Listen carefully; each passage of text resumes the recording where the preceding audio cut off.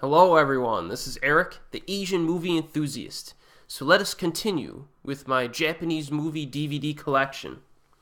And the first one was a bit disappointing to me, unfortunately. And that is Assault, Jack the Ripper. And the cover of this DVD says, an orgy of bloodlust and carnage. Well, I can say wholeheartedly that this is not an orgy of bloodlust and carnage. In fact, this is quite tame. This is quite a tame film.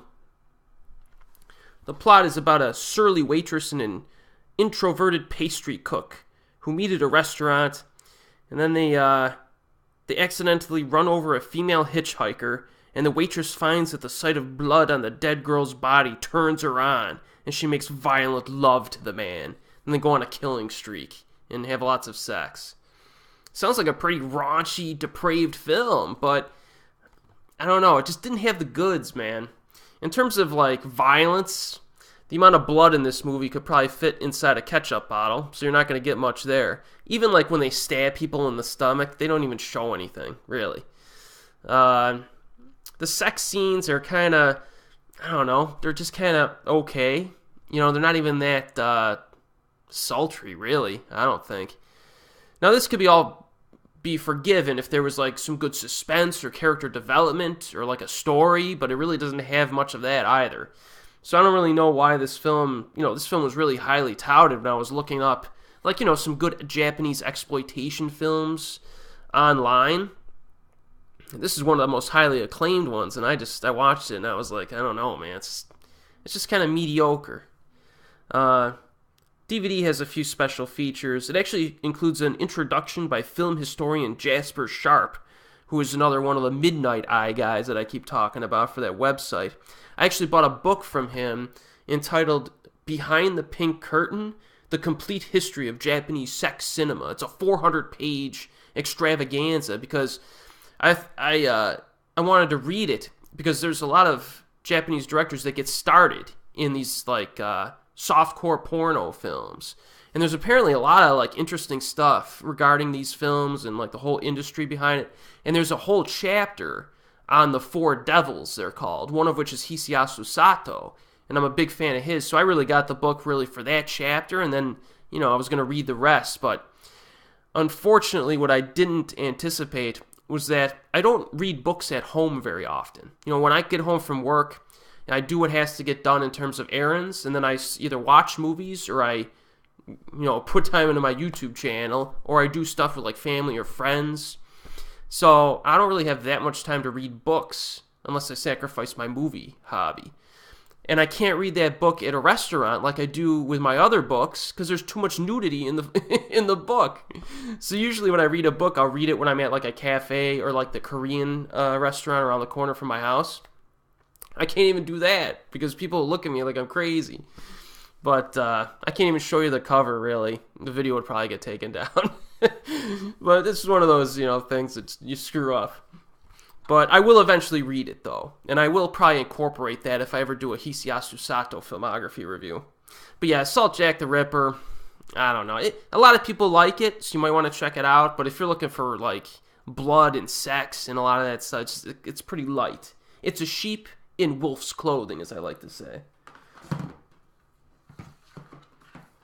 Our next one is, you know this one. It's Audition, Takashi Miike film, which I covered in my Asian horror playlist. I think 1999 this came out. It's an outstanding movie. Check out my review of that one in that video if you want my thoughts. One of the best Asian horror films of that particular year. DVD's got a director interview. It's always fun hearing Miike talk. Director introduction, director commentary of select scenes, photo gallery, Bravo's 100 Scariest Movie Moments segment, an interview with someone, and a few other things. So it's a pretty good DVD release of Audition. Watch it if you haven't already. Gets a bit dicey at times, but it's worth it. Another film that I've already reviewed, Azumi. There's Aya Ueto, my favorite Ryohei Kitamura film. I'd say this and Sky High are my two favorites. I'll get to Sky High later in my DVD collection. Yeah, this movie was one of the first Japanese movies that I saw that really just got me ramped up, man. It got me ramped up. Check out my full-length review of this on my channel. It's in the Japanese movie review playlist. This action movie is just phenomenal. It's not just a great action movie. I really think that this is one of my favorite just Japanese movies, just of all time. I don't care if people think... I think this has more dramatic depth to it than people give it credit for. Some good characters, and it's a lot of fun to watch. So that's Azumi. Now, the director's cut of Azumi, as I said in my video, is a little bit more difficult to find than the cut version. So I always recommend the director's cut. There's some really great scenes in that are not in the US cut. Here's just another DVD version of Azumi. That's a pretty cool one. And then, of course, I have Azumi 2, which I haven't reviewed yet. I was going to do a review of it, but this one is directed by Shusuke Kaneko, who did the Death Note films and the Gamera trilogy of the 90s. That was awesome. If you haven't seen those, definitely get on those. And Azumi 2 is not quite as good as the first one, but it is very good. I really enjoyed it. This one focuses a lot more on one-on-one fights with some really cool characters, for sure. There's a lot of cool villains in this. The thing that this movie dropped the ball with is the finale. The big final fight, it just kind of ends. Just as it's starting to get rolling, it ends. And it was kind of an anticlimax. But that's the only reason why this isn't as good as the first one. It could have been just as good if it really gave you the huge final fight that the first one did, or something equivalent. But this is worth watching. If you like the first one, check out the sequel.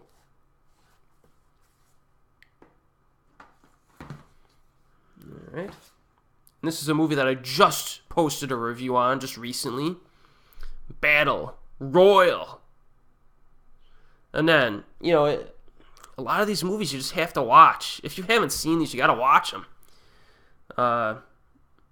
This is the movie where a bunch of kids are put on a deserted island, given certain weapons and whatnot, and forced to kill each other over a 3-day period.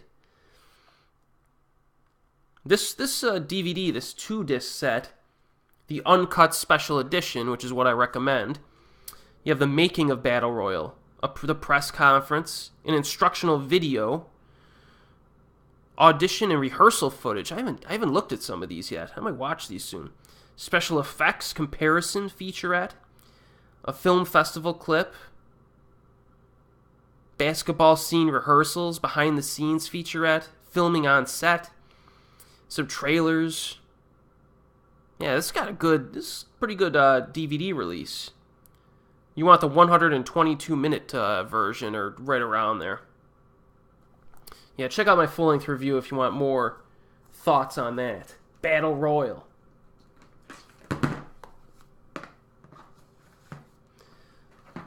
I do not have the second in my DVD collection. The sequel, Battle Royale 2, I do not have for obvious reasons. Now this is kind of an offshoot one. This is the third part of a movie series. I don't have the first 2 parts because I didn't need to buy it. The first 2 parts were available, I think, on eHit back in the day. And I just watched those and rented them. You know what I mean? But this one I had to buy because it wasn't available for rent. And that is Bayside Shakedown 3. Set the Guys Loose. Now the first film in this series, this is a pretty good, cop film. The first one was very good.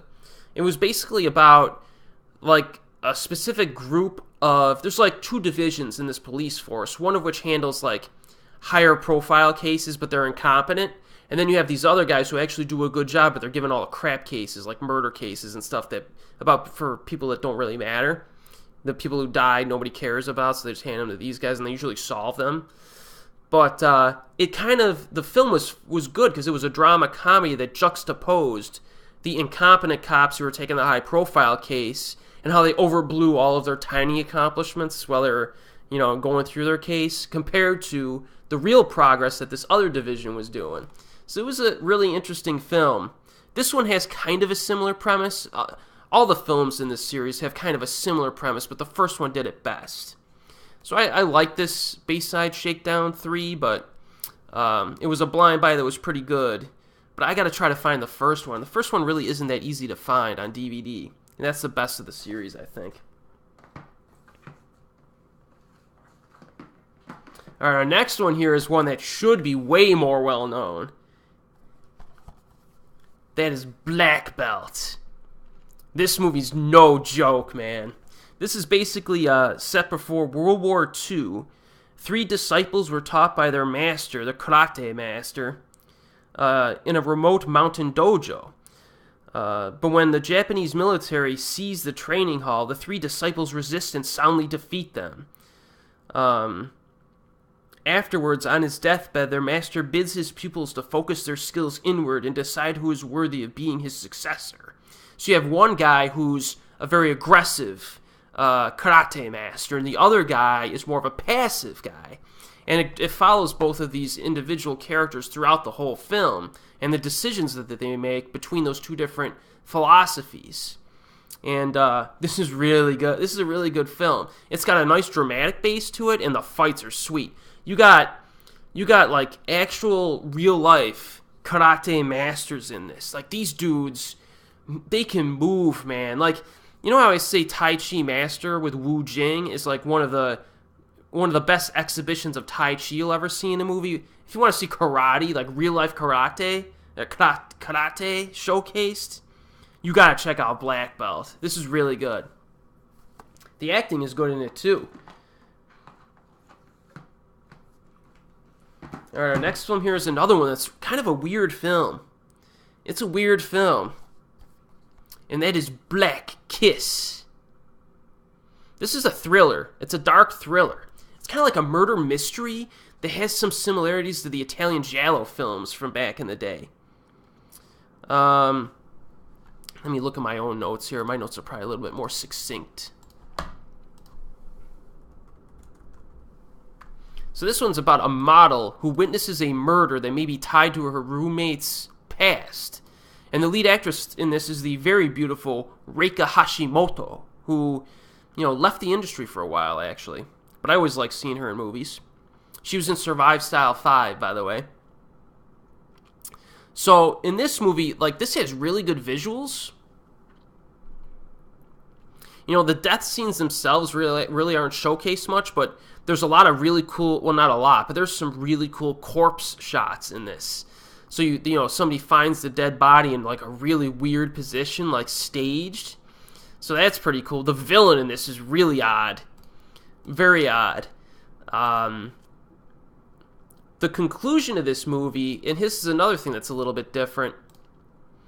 The conclusion of this, you have to kind of think a little bit to get it. But if you don't get it, the director on the DVD actually goes through a featurette where he explains the ending for you. You don't see that very often, and it does make sense. So this is one of those Japanese films that the director will go so far as to explain it, just in case you didn't get it. So this is a cool movie. It's definitely a little bit on the dark side. It's got some weird elements to it. And if you're into like thrillers, murder mystery thrillers, this is a good one. It's good. Black Kiss. Alright, our next film here, I just picked it up in the mail just the other day. This is the Black Society Trilogy set that just came out last month. Takashi Miike's trilogy. This is his old school gangster films, or at least 3 of them. And they're all kind of thematically linked together. I'm going to cover all 3 of these in my Takashi Miike filmography review, which will be like a, 10-part series that I'll start posting later this year. I'm still kind of prepping for it and writing it up. But, so look out for those reviews for that. But if you've not seen this trilogy, I'd say, the 3 films in this are Shinjuku Triad Society, Rainy Dog, and Ley Lines. And they all have the 2 same actors in them. Oh, come on. You're killing me here. Oh, no, they don't. I'm thinking of the Dead or Alive trilogy. I'm sorry. The Dead or Alive trilogy has the same 2 actors, Sho Aikawa and, no, I forgot the other guy's name. But this one has different actors, but it's thematically linked. So, yeah, this is good. This is actually pretty cheap. It's like $20 for all 3 movies and a bunch of special features. You got Interview with Takashi Miike, Shoei Kawa, audio commentaries for all 3 films by Tom Mess, who's another Midnight Eye guy who knows what he's talking about. Yeah, this is a good release. Pick it up if you're into like gritty, low budget gangster films. Alright, the next film I already covered in my Asian horror playlist. It's part of the Hideshi Hino Theater of Horror, and that is The Boy from Hell. I think this one came out in like 2004, so check out my video from that year if you want my thoughts on this. This one was actually pretty good, I thought. Very low budget films with terrible special effects. For the most part, this series of films. But, I don't know, if you're into like really low budget cult horror, it's worth a look.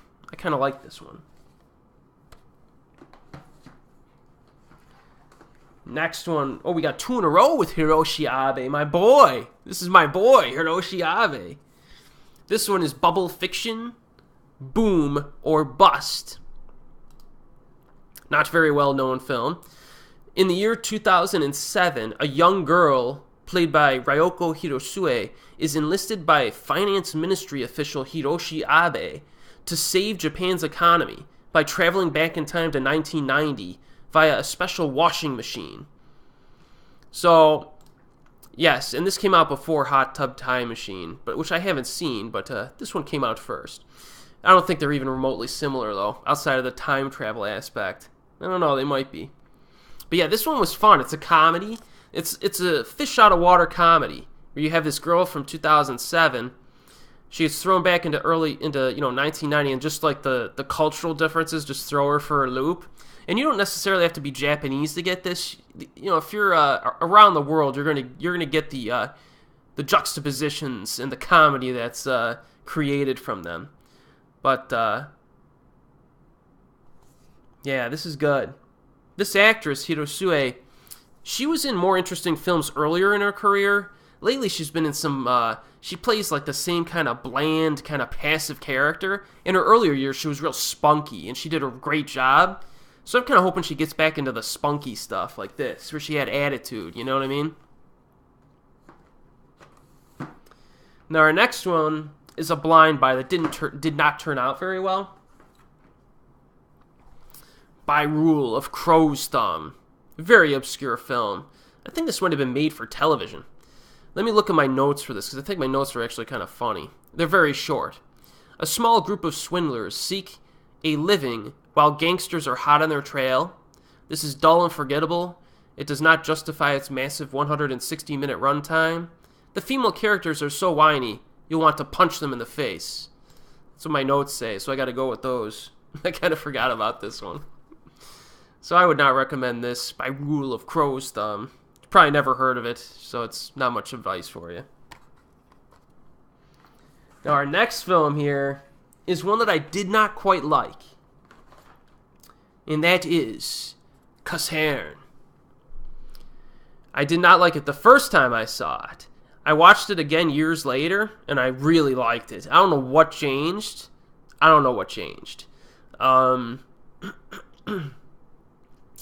This is like, well, let's read it here. Set in the late 21st century, Earth is in crisis, and the future of mankind is at risk. Hope lies in a geneticist's discovery of a neo-cell, which can rejuvenate the human body. But it is used by an evil corporation to create a race of mutants bent on the annihilation of humanity. This movie is just absolutely loaded with insane visuals. Like, this is... You don't see many Japanese films like this that are just like...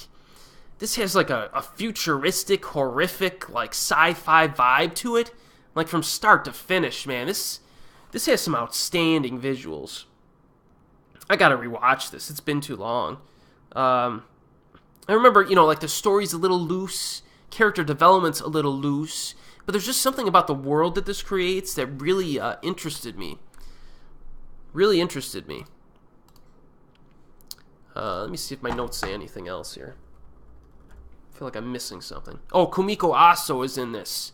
And she's really good looking, I have in my notes. So yeah, that was good. Oh, the soundtrack is a bit hit or miss. In some cases, it's over dramatic. But there's some action scenes in this that are really good too. Some of them are edited a bit too much, but some of them are excellent. This is worth watching. If you want something a little bit different that's like a sci-fi, futuristic type vibe with some great atmosphere and visuals, check out Caserne. This director made another film called Goemon from 2009, I think, and that one's pretty interesting too, but I think Kaserne is the better of the two. Pretty good. So we covered some weird stuff, today, some interesting stuff. And our next one, the first movie I'm covering for the next part, yeah, just be ready. So I will see you next time.